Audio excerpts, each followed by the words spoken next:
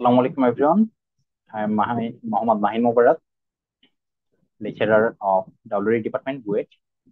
তো আমাদের machine learning এর যে টিউটোরিয়ালটা আমাদের ছিল, তো আজকে আমাদের লেকচার 2 তে সবাইকে স্বাগতম। তো আমরা গতদিন যেখানে ছিলাম সেখান থেকে আমি আবার শুরু করতেছি। যে আমরা লাস্ট দিন বা লাস্ট লেকচারে আমরা কি দেখছিলাম, যে আমরা মোটামুটি কস্ট ফাংশন কোনটা সেইটা সম্পর্কে আমরা একটা আইডিয়া পেয়েছিলাম, বা কস্ট ফাংশনটা কি রকম হয় সেইটা আমরা দেখছিলাম।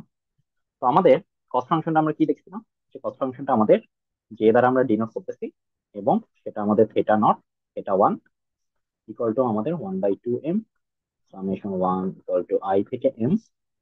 এরপরে আমাদের এই theta x minus y i, এইটা আমাদের মোটামুটি আমাদের কি ছিল, কস্ট ফাংশনটা ছিল আর কি।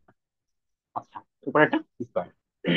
আচ্ছা, এখন আমরা যেটা করব সেটা হচ্ছে আমাদের একটা খুব নর্মাল একটা প্রবলেম নিয়ে এই জিনিসটা শুরু করব। মানে আমরা কিছু র্যান্ডম ডেটা পয়েন্ট নিব, নিয়ে দেখব যে অ্যাকচুয়ালি আমরা এই যে কস্ট ফাংশন, যেটার ভ্যালুটাকে আমরা কি করতে চাই, মিনিমাইজ করতে চাই, সেটা আসলে কিভাবে করা হয়। ঠিক আছে, তো এখান থেকে আমাদের theta one R theta not, এইটার পরিচয়টা কি ছিল, আমাদের এইটার পরিচয়টা ছিল আমাদের এইচ অফ এক্স। সেখান থেকে আমরা বলতে পারি যে আমাদের theta not plus theta one x. ঠিক আছে, আমাদের মেইন যে ইকুয়েশন এইটা ছিল। তাহলে আমাদের থেটা ওয়ান এটা হচ্ছে স্লোপ, আর থেটা নট এটা হচ্ছে আমাদের ছিল ইন্টারসেপ্ট। তো শুরুতেই আমরা যেটা করব, যে এইটার ভ্যালুটা আমরা মিনিমাইজ করব কি চেঞ্জ করে, থেটা নট চেঞ্জ করে এবং থেটা ওয়ান এর ভ্যালু চেঞ্জ করে। তো শুরুতে আমরা যেটা করতে চাই, শুধুমাত্র সে আমরা ধরে নিচ্ছি যে থেটা নট এইটার ভ্যালুটা হচ্ছে জিরো। এটার ভ্যালুকে জিরো ধরার রেসপেক্টে এখন আমাদের তাহলে ভেরিয়েবল কোনটা, শুধুমাত্র আমার থেটা ওয়ান। তাহলে থেটা ওয়ান এর ভ্যালুটাই আমাদের শুধুমাত্র চেঞ্জ হবে, বা আলাদা, বা মানে এটার রেসপেক্টে আমাদের বাকি যে ভ্যালুগুলো সেটা আমাদের চেঞ্জ হবে আর কি। তো এখান থেকে আরেকটা জিনিস বলে দিই, যে আমাদের যেটা ডেটা পয়েন্ট, সেই ডেটা পয়েন্টটা কথার কথা, তো আমাদের ডেটা পয়েন্ট এটা হচ্ছে এক্স, এটা হচ্ছে ওয়াই। তাহলে এখান থেকে আমি দিলাম যে হ্যাঁ আমাদের হচ্ছে ওয়ান ওয়ান, তারপরে টু টু, এটা হচ্ছে আমাদের থ্রি থ্রি। মানে আলটিমেটলি আমাদের পয়েন্ট গুলা কি, 1,1, 2,2 আর 3,3। জিনিস অনেকটা এরকম। তো ফার্স্ট অফ অল আমরা কি করতেছি, যে থেটা নট এটার ভ্যালুটাকে আমরা জিরো ধরে নিচ্ছি আর কি। তো জিরো ধরে নেওয়ার রেসপেক্টে আমরা তখন যেটা করলাম, তাহলে এরপর আমাদের নর্মাল কাজ হবে যে থেটা ওয়ান এইটার ভ্যালুকে আমরা বিভিন্ন ট্রায়াল দিব আর কি।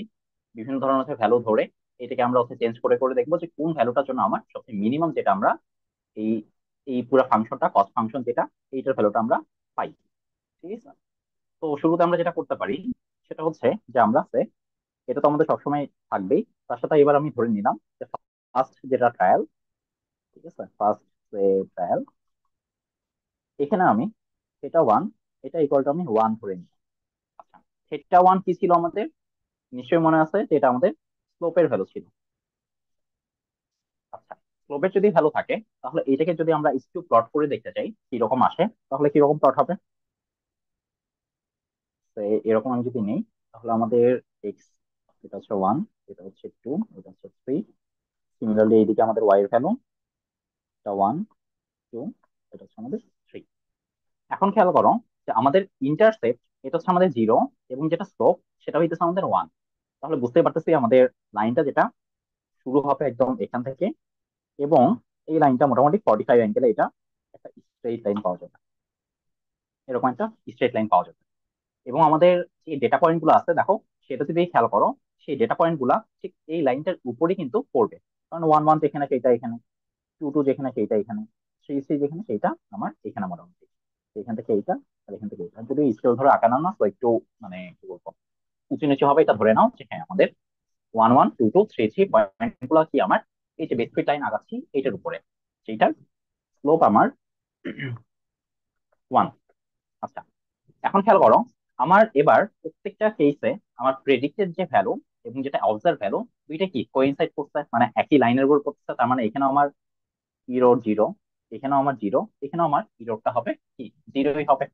তাহলে এখান থেকে যদি আমি আহ এই যে যে যে ফাংশনটা, সেটার ভ্যালুটাকে যদি আমি ফাইন্ড আউট করতে চাই, তাহলে পুরা জিনিসটা দেখো যে যে এখন আমার কিসের উপর ডিপেন্ড করতেছে, যেহেতু আমার থেটা নটকে আমি জিরো হিসেবে ডিক্লেয়ার করছি, শুধুমাত্র আমার থেটা ওয়ান এর উপর ডিপেন্ড করছে। সেটা 1 দিলাম, তাহলে হচ্ছে আমাদের ফর্মুলাটা যেটা ছিল 1/2m, এখান থেকে আমাদের 1 = 1 থেকে m পর্যন্ত, এবং এখান থেকে আমার এইচ একটা এক্স মাইনাস ওয়াই আই, এবং এইটার উপর একটা স্কোয়ার। তাহলে আসো আমাদের এই জায়গাতে এখন খেয়াল করো যে আমাদের মোটামুটি এখানে ডেটা পয়েন্ট কয়টা। তাহলে আমি বলতে পারি যে ওয়ান মানে এম এর ভ্যালুটা অ্যাকচুয়ালি কত হবে, 3। কারণ আমরা এই যে এখানে তিনটা আমরা পয়েন্ট নিয়ে কাজ করছি, তো এখান থেকে আমরা বলতে পারতেছি এম এর ভ্যালু 3। তাহলে 1/2 × 3। আর এখান থেকে যদি আমি সামেশন নিয়ে আসতে চাই, সামেশন আমার কি হবে দেখো। এখন প্রত্যেকটা ক্ষেত্রে আমরা কি করতেছি, প্রেডিক্টেড মাইনাস অবজার্ভ। এখানে আমার প্রেডিক্টেড মাইনাস অবজার্ভ সবসময় কি আসছে, জিরো আসছে। তাহলে জিরো প্লাস তোমার হচ্ছে ধরো জিরো স্কোয়ার, জিরো স্কোয়ার, আর এখান থেকে আমার কি আসবে, জিরো স্কোয়ারই আসবে। তাহলে এখান থেকে মোটামুটি সবকিছু আমার জিরো আসতেছে, আলটিমেটলি রেজাল্ট হবে আমার জিরো। তাহলে একটা জিনিস খেয়াল করো, আমরা এখান থেকে আমরা কি পাইলাম, যখন আমার থিটা ওয়ান এর ভ্যালু হচ্ছে 1, ঠিক তখন আমার এই যে থিটা 1, এইটার ভ্যালুটা হচ্ছে আমার জিরো। ঠিক আছে, এইটা মাথায় রাখো বা লিখে রাখো, এটা তোমাদের পরবর্তীতে কাজে লাগবে আর কি। ওকে, এরপরে আসো আমরা আরেকটা পয়েন্ট নিয়ে সিমিলার টাইপের কাজ করতে চাই। ধরো এবারের ক্ষেত্রে আমাদের যেটা পয়েন্ট, সেটা আমরা নিলাম যে আমরা তো সবসময় কি করতেছি, থিটা নটকে তো আমরা জিরো হিসেবেই রাখছি, থিটা ওয়ানকে ভ্যারি করাইছি। তাহলে এখন আসো আমি এবার থিটা ওয়ান এর ভ্যালু, আমি রাখলাম 0.5। আর 0.5 যদি হয়, তাহলে এবার খেয়াল করো মানে কি, স্লোপ হইতেছে আমার 0.5। তাহলে আবারও যদি আমি সেই গ্রাফটা আঁকাই, তাহলে গ্রাফটা যদি আঁকানো হয়, তাহলে এবার খেয়াল করো আমাদের মোটামুটি পয়েন্ট গুলো কি ছিল, এক্স, এটা হচ্ছে ওয়াই, 1 2 3, 1 2 3। তাহলে মোটামুটি আমাদের আগের বার যেটা বেসিক লাইন ছিল সেটা অনেকটা কিরকম ছিল, সবগুলো আমাদের পয়েন্টের উপর দিয়ে গেছিল।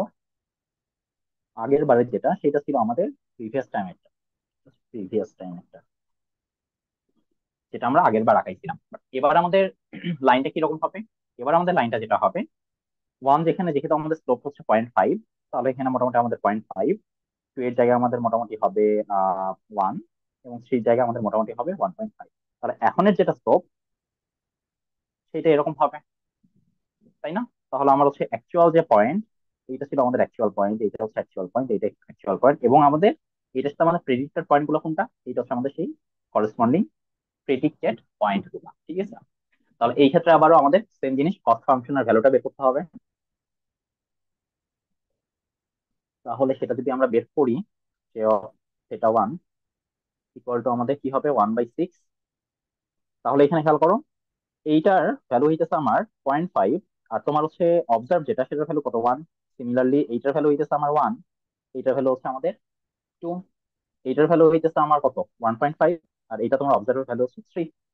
তাহলে এখান থেকে জাস্ট ইরর গুলো আমরা বের করার জন্য যে ফর্মুলা ইউজ করতেছি সেইটা হলো 1 - 2 স্কোয়ার প্লাস তোমার 1.5 -3 স্কোয়ার। এটা যদি করো তাহলে 1/6 ইন্টু তোমার 3.5 আসবে, যেটা তোমার মোটামুটি বলা যায় 0.583 বা এই টাইপের একটা ভ্যালু আসবে। আচ্ছা, তাহলে আমাদের এখান থেকে আমি কি পাইলাম, যে আমাদের হচ্ছে মানে আউটকাম কি, সেটা হইতেছে আমার থিটা 1 যখন তোমার কত ধরছিলাম আমরা, 0.5, তখন তোমার J(θ1) বা কস্ট ফাংশনের ভ্যালু কত, 0.583 অর সামথিং। ঠিক আছে, ওকে। এখন আরেকটা পয়েন্ট নিয়ে আমরা কাজ করলেই মোটামুটি জিনিসটা বুঝতে পারবো। এরপরে আসো যে আমরা ধরে নিচ্ছি এবার যে থিটা 1, এইটার ভ্যালুটা জিরো। এটার ভ্যালু জিরো হওয়া মানে কি, আমার তার মানে কি আগে থেকে আমার থিটা নট, এটাও তো আমার জিরোই ছিল। তাহলে এটার ভ্যালুটা জিরো হওয়া মানে এরকম যে তোমার এটা এক্স, এটা হচ্ছে ওয়াই। এবার তাহলে তোমার যে লাইনটা বা যেটাই হোক, সেই জিনিসটা স্লোপ হইতেছে জিরো, মানে কোনো চেঞ্জ নাই। কারণ তোমার জিনিসটা একটা এইভাবে গেছে আর কি। ঠিক আছে, তো এইভাবে গেলে, আর তোমার হচ্ছে মেইন ডেটা পয়েন্ট কোথায় ছিল, এটা ছিল আমার 1, তারপরে এখানে ছিল আমার এটা 2, আর এখানে ছিল আমাদের 3। ঠিক আছে, যদি এটা হয় তাহলে এবার হচ্ছে আমাদের কস্ট ফাংশন J(θ1), এটার হলো কি আসবে, 1/6। তাহলে খেয়াল করো এইটার তোমার হচ্ছে কি প্রেডিক্টেড যে ভ্যালু সেটা জিরো, এটা জিরো, এটা জিরো, তার মানে সবগুলা প্রেডিক্টেড যে ভ্যালু গুলা সেটা হচ্ছে তোমার জিরো, এবং যেটা অবজার্ভ যে ভ্যালু গুলো সেটা হচ্ছে তোমার 1 2 3। তাহলে 0 - 1 স্কোয়ার প্লাস হচ্ছে তোমার 0 - 2 স্কোয়ার প্লাস তোমার কি হইতেছে 0 - 3 স্কোয়ার। তাহলে এখান থেকে তোমার মোটামুটি যেটা আসবে 14/6। এটা করলে তোমার মোটামুটি 2.33 এই টাইপের একটা অ্যান্সার আসবে। আচ্ছা, তাহলে এখান থেকে আমি কি বলতেছি, এটা ওয়ান যখন আমার 0, তখন আমার কস ফাংশনের ভ্যালু কত? এটা হচ্ছে আমার 2.33। এখন আসো, তাহলে এই যে আমরা তিনটা যে ভ্যালু গুলা পাইলাম, এই তিনটা ভ্যালুকে এবার যদি আমি একটু সুন্দর মতো আরেকটা মানে তোমার প্লট করি, তাহলে মোটামুটি জিনিসগুলা বুঝতে পারবা যে আমার কি চেঞ্জটা হচ্ছে। আচ্ছা, এবার যেটা আমি প্লট করব সেটা হচ্ছে অনেকটা এরকম।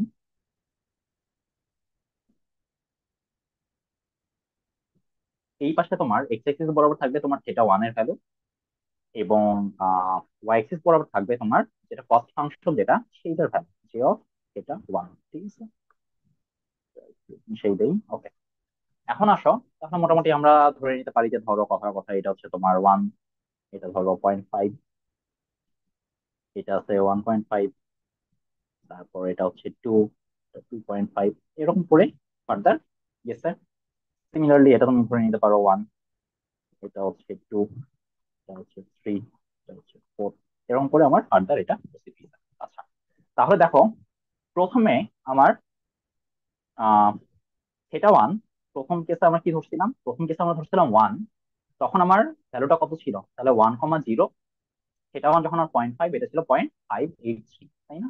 তাহলে এই পয়েন্ট দুটো আগে বসাই।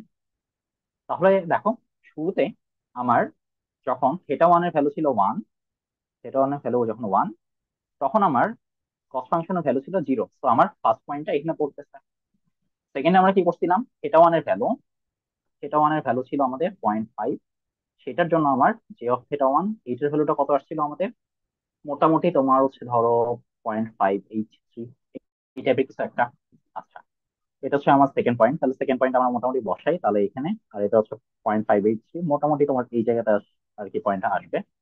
আর এরপরে আমার হচ্ছে থিটা ওয়ান এর ভ্যালু, লাস্টের কেসে আমরা কি ধরছিলাম, থিটা ওয়ান এর ভ্যালু আমরা 0 ধরছিলাম, তখন জে অফ থিটা ওয়ান এইটার ভ্যালুটা আমার কত আসছিল, মোটামুটি 2.33। তাহলে আমার জিরো অ্যাক্সিস এইটা, এবং 2.33 ধরে নিতে পারো হচ্ছে এই পয়েন্টটা। তাহলে এরকম করে দেখো, আমি একটা কার্ভ বলবো না, আচ্ছা ফার্স্ট আমি এই লাইনটা আগে আঁকাই। জিনিসটা আমার এরকম একটা কার্ভ আমি পাবো, এবং তুমি যদি সবগুলা পয়েন্ট নিয়ে বিভিন্ন আরো যদি ট্রায়াল এন্ড এরর চালাইতে থাকো, তুমি মোটামুটি সবগুলা নিয়ে এরকম একটা তুমি কার্ভ তুমি পাবা। ঠিক আছে, তার মানে এই যে কার্ভ, এই কার্ভের খেয়াল করো, আমার এটা কি কস্ট ফাংশনের কার্ভ, এবং এইটার সবচেয়ে মিনিমাম পয়েন্টটা কোনটা, সেই মিনিমাম পয়েন্টটা হচ্ছে আমার এই পয়েন্টটা, সেটাকে আমরা স্পেশাল একটা নাম দিব, বা এটার মানে একটা নাম আছে, সেটা হচ্ছে আমাদের গ্লোবাল মিনিমা।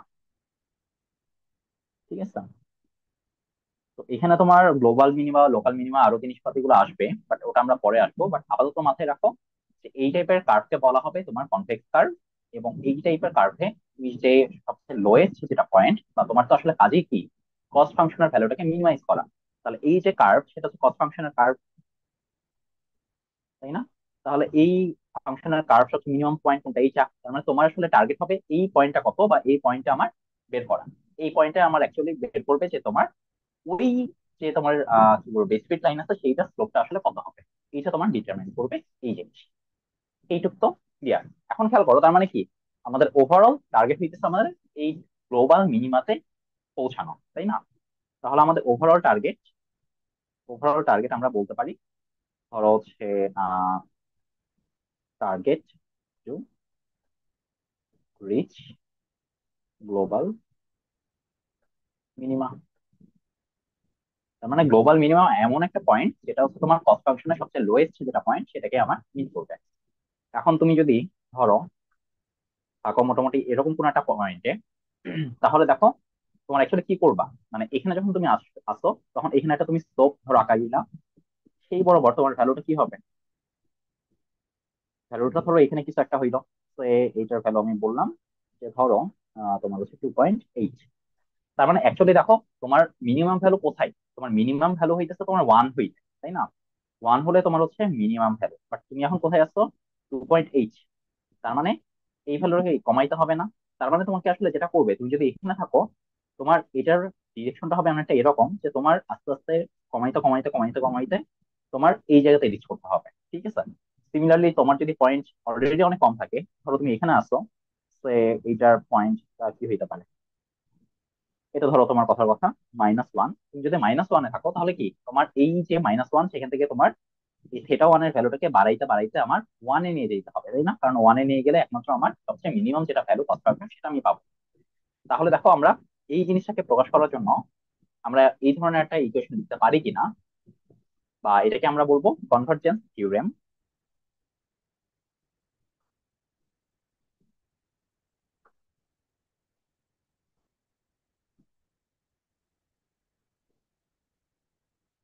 কনভার্জেন্স থিওরেম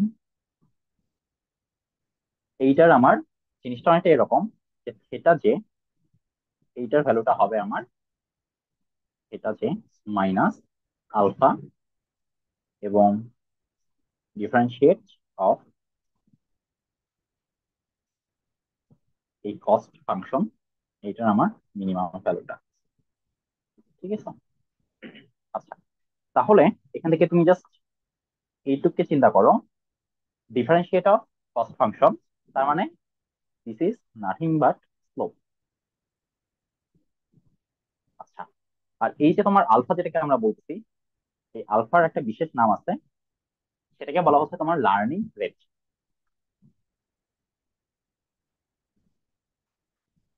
আচ্ছা, তাহলে এই জিনিসটা কিভাবে এটার সাথে মানে কানেক্টেড একটু খেয়াল করো।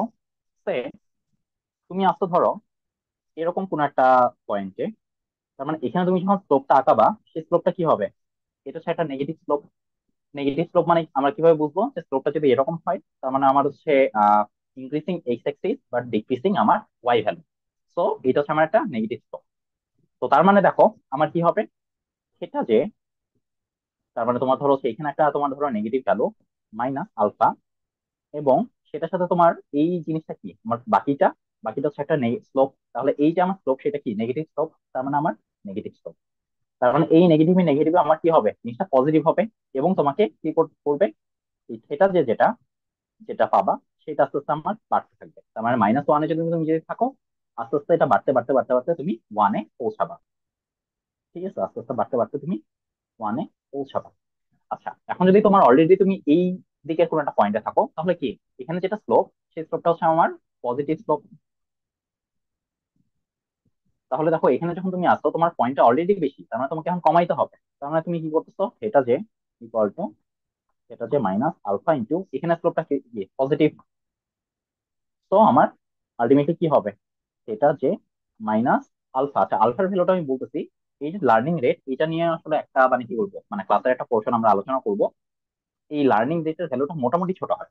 ছোট কিরকম হয়, মোটামুটি ধরো রেঞ্জ হইতেছে 0.01 থেকে 0.00001 বা এরকম কিছু একটা রেঞ্জের হয়। তো তার মানে এটা মাইনাস কিছু একটা ভ্যালু, তার মানে তোমার এখানে যদি 2.8 থেকে থাকে, তুমি আস্তে আস্তে এই ভ্যালুটা কমতে কমতে কমতে কমতে তুমি যখন ওয়ানে পৌঁছাবা, তখন তোমার এই ভ্যালুটা কি হবে, আস্তে আস্তে আসলে কমতে থাকবে আর কি। তার মানে তুমি এখানে থাকো আর এখানেই থাকো, তুমি আসলে তখনই মিনিমাম পাবা যখন তুমি আস্তে আস্তে এই গ্লোবাল মিনিমামতে তুমি পৌঁছাতে পারবা।